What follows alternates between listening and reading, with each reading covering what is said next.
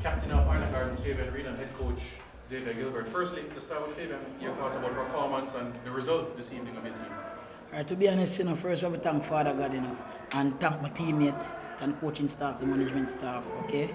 Because as you can see, it's a fighting performance. From the get-go right to the end. We never say die, we never finish. To the last whistle blow. Coach, for you, the feeling when the ball hit the back of the net? I mean, of course, it was a good feeling. A little bit worried and concerned.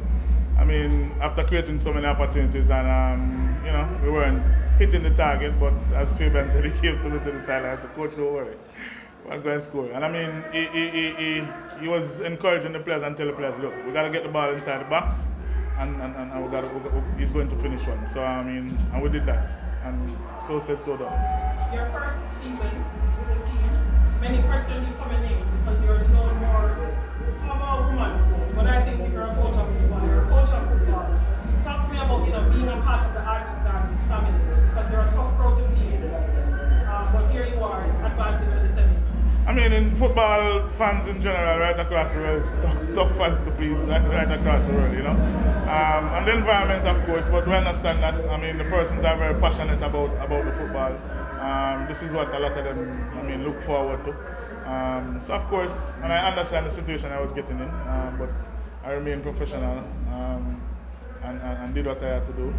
And, of course, thankfully, I got the respect and the cooperation from the players, the rest of my staff and management. And for you, Fabian, you left, you returned, and you slotted right into the team. I mean, this is what you do. And here you are, back-to-back semifinals for Arnett Gardens and being a part of it. Alright, it seems like I didn't left, because as you can see, as I come back, my first goal against Shabaktan and I deliver for the team. Since I come back, I put in the work because as I have to put in extra work because the age that I'm at now, age is just a number, you understand? Because as you can see, I still carrying the next 90 again. So we just have us, as I tell the man, just come out again and then come and I will continue work every day, training session. The coach sit with them, talk to we need this, we have to work as a team. And so said we just work as a team each and every day, and it's paying off right now.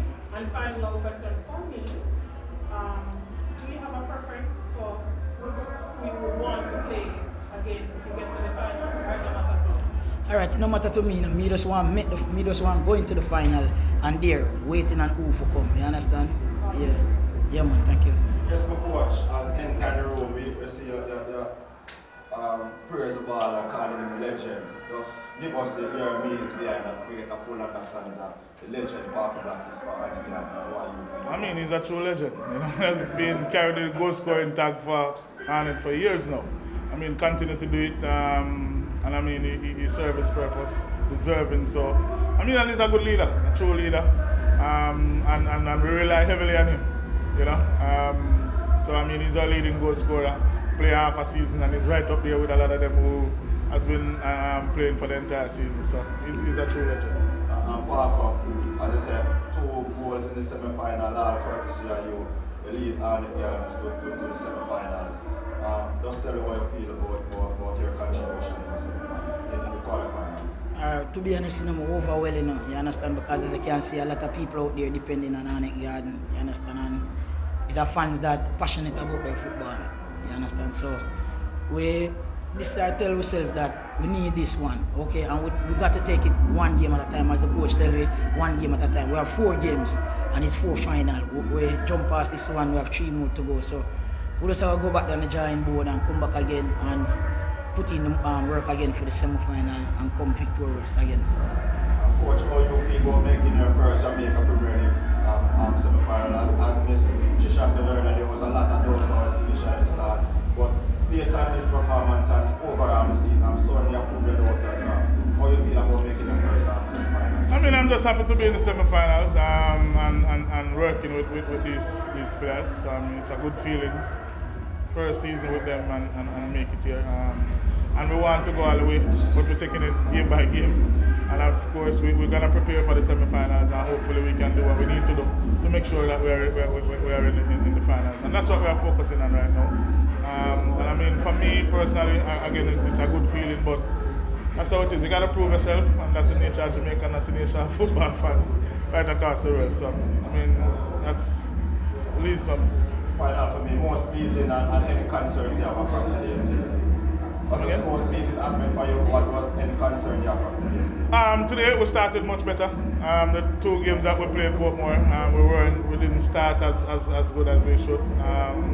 Made some tactical adjustment, and I think it started to pay dividends for us. So we were at them from get-go. We didn't allow them to settle, and I thought we dominated for most part, despite them, a few hiccups here where we allowed them space around the back. But I thought we were the dominant team today, and I must credit them for that, for the performance and how they started the game, and we continue to work right through the game.